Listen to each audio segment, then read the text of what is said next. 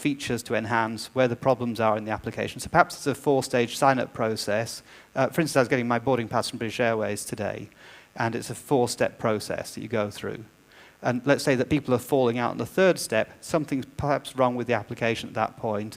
Analytics can help tell us that, and then we can focus on maybe there's a bug here and perhaps fix the bug. So I include that in the broad sense of testing.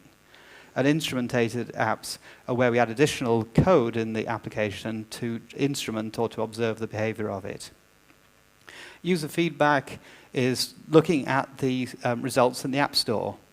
So we were talking a little bit earlier on about the feedback for another site where it's important from a testing perspective to look at the complaints from the users. So for instance, the Android app, what I saw was an app that was being used in America on Verizon. How many people know who Verizon is? Some of you, do you know that it isn't GSM?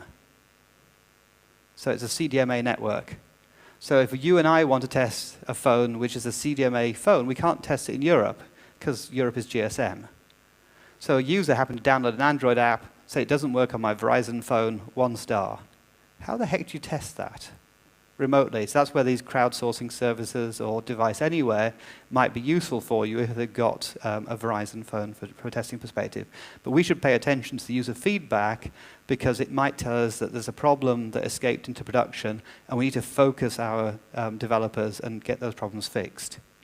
Crash recording and collection is another area in mobile. So the app crashes on the phones, and the apps may be reporting back to the App Store saying there's some problems here, and if you're lucky, you'll get that information back. But you can also include your own crash reporting into the app.